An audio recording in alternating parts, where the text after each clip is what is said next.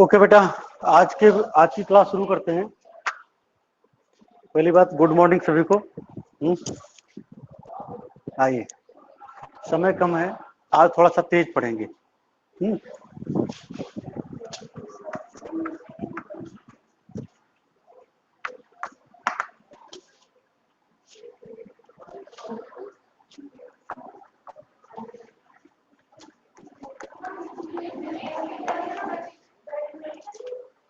पिछले दिन हम लोगों ने जो सीखा था, आज की बात है फ्रेम ऑफ रेफरेंस। क्या है?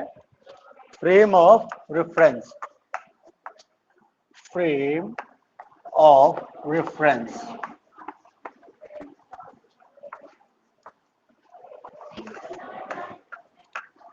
फ्रेम ऑफ रेफरेंस क्या होता है, आइए जरा इसके बारे में हम थोड़ा सा सीख लेते हैं। फ्रेम ऑफ रेफरेंस एक कोऑर्डिनेट ऑब्जर्वर होता है किसी पर्टिकुलर क्लॉक के साथ, जो किसी भी पर्टिकुलर को उसके टाइम के साथ क्या करता है, मेजर करता है। उसे हम क्या कहते हैं? Frame of reference. इस पूरे संसार में बिना किसी फ्रेम ऑफ रेफरेंस के नहीं हो सकता। फ्रेम ऑफ रेफरेंस का होना बहुत ही आवश्यक है। जैसे कि हमने एक एग्जांपल लिया, फ्रेम ऑफ रेफरेंस के टाइप्स देखते हैं। फ्रेम ऑफ रेफरेंस में अगर आप आते हैं तो जो फ्रेम ऑफ रेफरेंस होते हैं, बेसिकली इनको दो प्रकार से तोड़ा जाता है। एक तो होता है inertial frame of reference, inertial frame of reference, और दूसरा बेटा होता है non inertial frame of reference.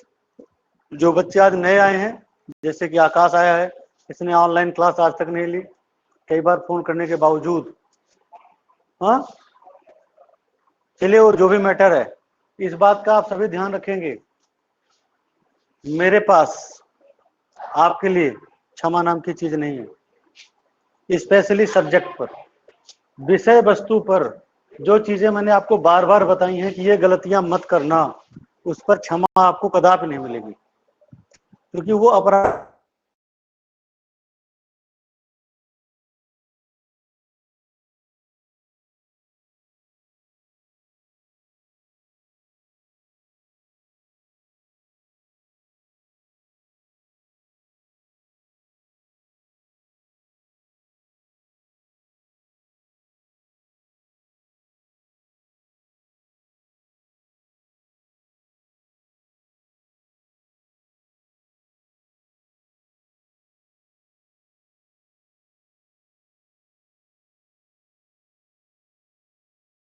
Second law and third law, law of, yes, law of inertia.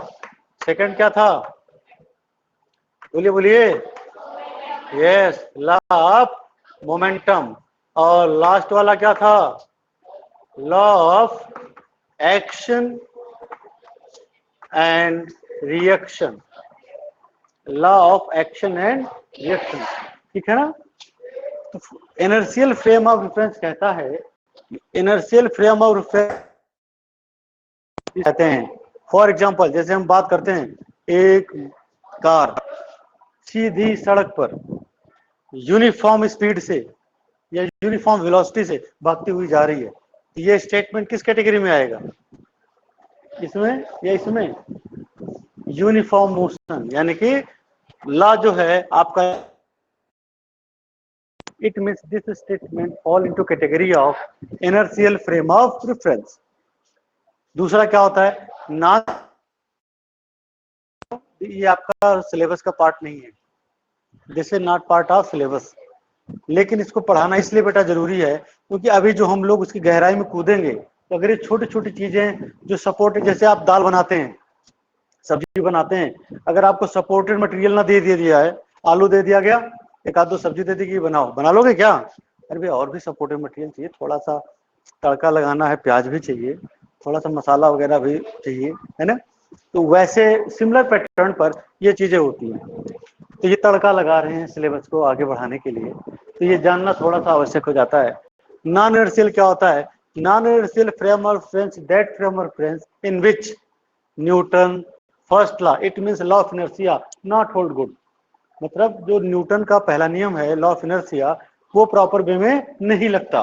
उसे हम क्या कहते हैं? That is said to be non inertial frame of reference. Clear हो गया? अब एक खास बात और सीख लेते हैं, बस सिलेबस में तुरंत आ जाएंगे। अगला हमारा पॉइंट आता है कोऑर्डिनेट एक्सिस। कोऑर्डिनेट एक्सिस के बारे में आइए थोड़ा सा जान लेते हैं, आपको इससे थोड़ा पता है। कोऑर्डिनेट्स एक्सिस, मैथ वाले बच्चे यहाँ पर मोस्टली है ही है, ज्यादातर आपको वैसे भी सिखाया गया है, आपने देखा। अच्छा हाँ, इसका एग्जांपल क्या है? नॉन इनर्शियल फ्रेम और रेफरेंस का एग्जांपल है। सपोज कोई पर्टिकुलर वाहन रोड पर मूव कर रहा है, लेकिन उसकी स्पीड कैसी है? वेरिएबल है, कभी कम हो रही है, कभी ज्यादा हो रही है। तो ये कंडीशन आपकी नॉन इनर्शियल कहलाती है। ऐसी सिचुएशन में लॉ ऑफ इनर्शिया नहीं लगता, क्योंकि लॉ ऑफ इनर्शिया में आप अगर और गहराई में जाएं तो आपने देखा था लॉ ऑफ इनर्शिया को 3 भागों में तोड़ा गया है। Inertia of rest, inertia of motion, inertia of direction. 3 प्रकार से तोड़ा गया है, देखा है ना आपने? तो इसमें जैसे मैंने बोला वेरिएबल स्पीड, तो वेरिएबल स्पीड में तीनों में से कोई नहीं लग रहा है, तो इसलिए वो किस में आ जाता है? Non inertial frame of reference में। क्लियर हो गया ना? अच्छा, अब कोऑर्डिनेट एक्सिस की हम बात करते हैं। तो कोऑर्डिनेट एक्सिस आप भली भांति जानते हैं कि 3D मोशन में सारा बात होता है। टोटल 3 एक्सिस होती हैं, say x, y and z with origin O. जब कभी भी कैलकुलेशन होती है तो हम ये मानते हैं the clock with in hand, उसके हाथ में घड़ी भी है जिससे वो टाइम पर रिकॉर्ड कर सके। तो जैसे मैंने कहा, कोई भी चीज को डिफाइन करते हैं हम, कभी दोनों एक्सिस रोल प्ले करती हैं, कभी तीनों एक्सिस रोल प्ले करती हैं, समझ गए ना? तो जब किसी भी चीज को आप डिफाइन कर रहे हैं, उसमें केवल एक एक्सिस अपना रोल प्ले करती है, तो उसे हम कहते हैं वन डायमेंशनल सिस्टम। क्या कहते हैं? Dimensional system, one dimensional system. अगर इन तीनों में से किसी भी चीज को डिफाइन करने के लिए 2 एक्सिस अपना रोल प्ले करती है, तो वो हमारा हो जाता है 2D सिस्टम। क्या हो जाता है? अगर तीनों कोऑर्डिनेट एक्सिस किसी भी चीज को डिफाइन करने के लिए अपना रोल प्ले करती हैं, तो हमारा कहलाता है 3D सिस्टम। 3D यानी कि 1 coordinate axis, 2 coordinate axis and 3 coordinate axis, ये तीनों अपना रोल प्ले करती है। आइए इनको एक एग्जांपल से समझते हैं। जैसे मैंने बोला कि एक मोटरसाइकिल एक सीधी सड़क पर 20 किलोमीटर प्रति घंटे की रफ्तार से जा सकती है, ठीक है? तो इस चीज को अगर हमको रिप्रेजेंट करना है तो उससे केवल एक सीधी रेखा बहुत है। सीधी रेखा, सीधी रेखा में तो जा रही है, यानी केवल हमें लेंथ चाहिए या केवल हमें डिस्प्लेसमेंट चाहिए, केवल एक एक्सिस की रिक्वायरमेंट है, केवल एक, only 1 out of 3। To specify the position of object, you need only 1 axis among 3 axes. So you can say such type of description fall into category of one dimensional system. Clear हो गया? जैसे मैंने कहा, एक insect है, वो floor पर move कर रहा है, फ्लोर पर। अच्छा, तो फ्लोर को अगर आपको दिखाना, तो हमने माना ये फ्लोर है, ये फ्लोर है, ये फ्लोर, इंसेक्ट यहां पर है, ये हमारा कीड़ा मकोड़ा होगा, कोई भी इंसेक्ट है, क्रॉलिंग कर रहा है। तो अगर आपको इसकी पोजीशन को दिखाना, तो आप कहेंगे भैया this and this, x and y. यानी कि अगर आपको एरियल टर्म में बात करनी है, एरिया के टर्म में बात करनी है, इंसेक्ट की पोजीशन को स्पेसिफाई करना है, तो आपको इन तीनों एक्सिस में से कितने एक्सिस की नीड है? 2 एक्सिस की नीड है। You have need 2 axis. तो such type of system fall into category of 2 dimensional system. समझ में आ गया ना? आइए हम तीसरे की बात करते हैं। हमने कहा आप आसमान में पतंग उड़ा रहे हैं या प्लेन मूव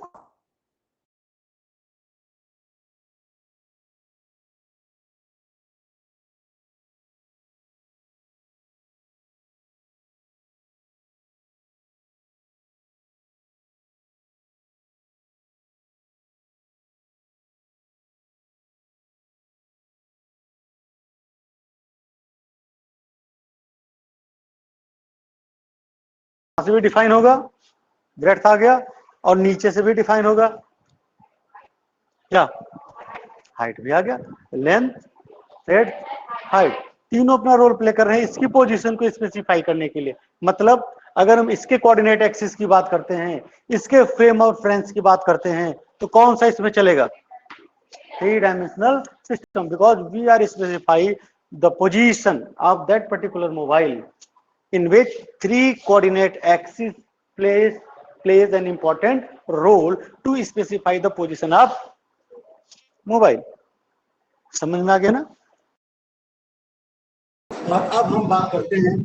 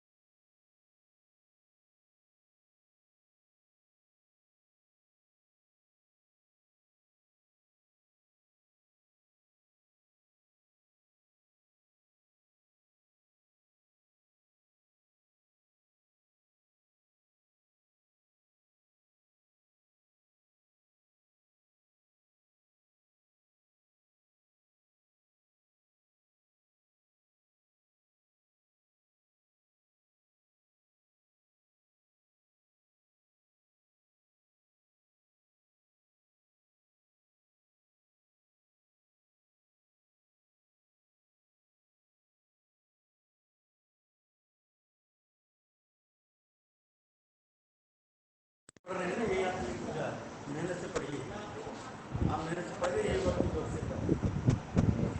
ऐसा सीखिए, आगे बढ़ना। आइए, पास लें,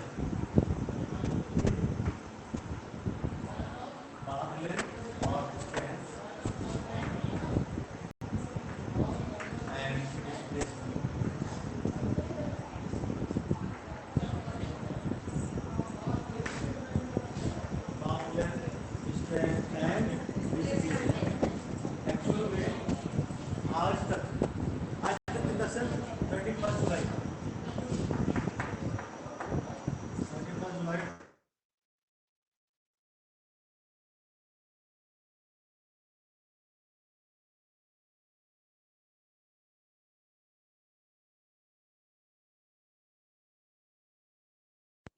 पहला पॉइंट पूरा होना चाहिए। बस ये सिलेबस है तुम्हारा जुलाई, 31 जुलाई तक ये सिलेबस है, समझ में आ है ना? अगर नहीं अप्रूव किया तो बता दें। यूनिट 1 कंप्लीट, यूनिट 2 का पहला चैप्टर कंप्लीट, और यूनिट 2 का जो दूसरा चैप्टर है उसका केवल पार्ट ऑफ जो करंट सिलेबस अप टू 31 जुलाई, और आज कितनी है? 26। और आपका जो अवसर पर टेस्ट होंगे, ठीक है, वो ऐसे होंगे। फर्स्ट टर्म सिलेबस भी आपका आ चुका है, क्योंकि आप क्या है कि हम लोग बहुत बुरे फंसे डिपार्टमेंट अलग टेस्ट ले रहा है, CBSE बोर्ड अलग टेस्ट लेगा, और हम बच्चे किसके हैं? यहाँ पर सारा कार्यक्रम टर्म वाइज होगा। नियमों को जानिए। अब हजारों बोर्ड वाली आदत छोड़ दीजिए, थोड़ा सा चेंज हो जाए, अपने आप को बदलाव लाइए।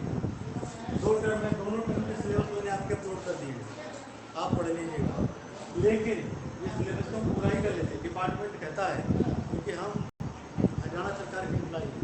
हरियाणा सरकार कहते नहीं, हम अलग से टेस्ट लेंगे, हम महान हैं, वो भी टेस्ट लेंगे, उनका टेस्ट अवसर पर होगा। उनका टेस्ट कहाँ होगा? ये अवसर का सिलेबस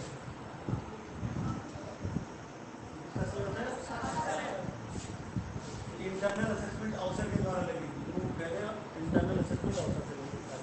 बेटा टेस्ट ध्यान से करो, नंबर कंसिडरेशन में लिए जाएंगे, नहीं तो लापरवाही करें आप, पहले ही बता देता तुम मेहनत करिएगा। वैसे भी आप लोग बहुत समझदार हैं, ऑनलाइन टेस्ट में तो महारत हासिल हो जाए, कोई दिक्कत नहीं। ज़्यादा वो कहावत है, पहले के ज़माने में जो चिट्ठियाँ लिखी जाती थी उसमें लिखा जाता, हमने लिखा थोड़ा है, समझना बहुत ज़्यादा। तो वैसे आप निकाल दें कितना कहते हो। हम लोग टर्म वाइज बात करेंगे। बेटा फाइनल जो आपके ऑफलाइन टेस्ट होंगे, आपका नाम स्नेहा है, कितना अगर इस नाम के ऊपर एक गार्ड लग जाए सुबह सुबह अच्छा नहीं लगेगा, स्नेहा अच्छा लगेगा। वही बात तेरे लिए बिना तो क्या नाम तेरा? महंगा हुआ नाम है ना, समस्या कभी हो जाएगी तो अच्छा नहीं लगेगा ना, मुझे अच्छा लगेगा, अच्छा लगेगा। तो ऐसे हम काम क्यों करें कि समस्या कड़ी हो जाए? करना चाहिए क्या? नहीं करना चाहिए। Very good. नाउ पाथ लें, देखिए the total actual path travelled by the body, actual path travelled by any moving object is the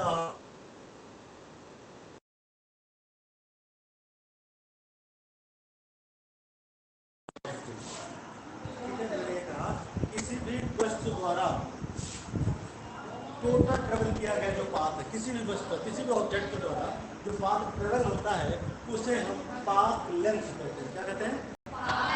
end that path length is also said to be, and these two physical quantities are always be positive। ये हमेशा positive है। Distance कभी zero नहीं हो सकता, अगर distance है तो जीरो डिस्टेंस नहीं होगी, मूव करेंगे डिस्टेंस तो है ना। Now we are going to talking about वैसे आपको सिखाया गया 9th में, लेकिन फिर भी ध्यान दीजिए। This is the point A, this is the point B, we can move from A to B by following three way as shown in particular course. One, take path number 2 and say path reach at point B from point A along three paths, path 1, path 2, path 3. Okay, which one is sent among these in this place? अगर आपने 9th class पढ़ी है तो आप बताइए इन तीनों path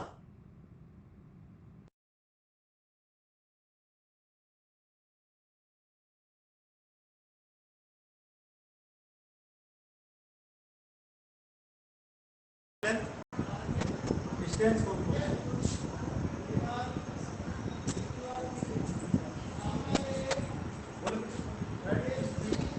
voice voice बोलो बेटे, नहीं समझ में आ रहा भाई? देखिए मैंने कहा था the distance travelled by the body, distance या path length travelled by the body is fall into category of distance. It means all three are distance, तीनों डिस्टेंसेस हैं।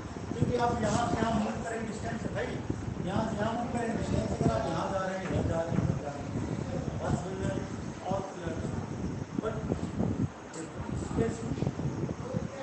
displacement is the shortest path in definite direction. The definition of displacement, the shortest path traveled by the body in definite direction is called displacement. किसी भी वस्तु के द्वारा कम से कम चला गया पाथ, कम से कम चला गया, कम से कम निश्चित दिशा में चला गया पाथ क्या कहलाता है? समझ में आ गया ना? सबसे छोटा डायरेक्शन फिक्स होगी, डायरेक्शन फिक्स होगी। तो आपने क्या देखा? डिस्टेंस के बारे में आपने क्या सीखा? डिस्टेंस हमेशा क्या होगा? पॉजिटिव होगा। समझ में आ गया? अगर हम बात करते हैं डिस्प्लेसमेंट की, डिस्प्लेसमेंट के बारे में क्या बताइए? डिस्प्लेसमेंट में आपने क्या सीखा? What you learn about displacement? That पहली बात, that is the shortest path. पहली चीज हमने क्या सीखा? पाथ कैसा होना चाहिए? शॉर्टेस्ट डिस्टेंस में there is no need of direction, direction की नीड नहीं होती, this is a scalar quantity. कौन सी क्वांटिटी है? Because there is no need of direction, but in case of displacement you can see displacement क्या है? Shortest path इन definite direction, एक निश्चित दिशा में कम से कम चली गई दूरी। It means this is a, आपको समझ में आ रहे होंगे दोनों डिस्टेंसेज हैं। डिस्प्लेसमेंट डिस्टेंस हो सकता है, डिस्प्लेसमेंट डिस्टेंस हो सकता है, लेकिन डिस्टेंस डिस्प्लेसमेंट नहीं हो सकता। बहुत सारी सिचुएशन है। दूसरा एग्जाम्पल लेता हूँ, कैसे? आइए, एक ऑब्जेक्ट था, उसने सर्कुलर पाथ फॉलो किया, गौर करिए, ए बी सी डी, फिर ए पर आ गया, मतलब कंप्लीट पाथ किया, ए से चला था ए पर आ गया। तो बताइए इसकी डिस्प्लेसमेंट क्या है? जीरो। देखो कितनी मेहनत हुई, यहाँ गया, यहाँ टेबल करता हुआ यहाँ पहुँचा, हालत खराब हुई बेचारे की, लेकिन साइंस वाले ने कैलकुलेट किया, उसने कहा displacement equal to final position minus initial position. Final position क्या थी? ए। इनिशियल पोजीशन में क्या थी? A minus A equal to, it means displacement आपका क्या हो सकता है? पहले तो पॉजिटिव था ही, जीरो भी हो सकता है, पॉजिटिव भी हो सकता है और नेगेटिव भी हो सकता है। डिस्प्लेसमेंट में तीनों प्रक्रिया आगे बढ़ी, positive, negative and also that is direction quantity. while in case of distance is always scalar and always be positive। I hope समझ में आ गया हो। आगे की चीजें ओके बेटा, बाय बाय एवरीवन।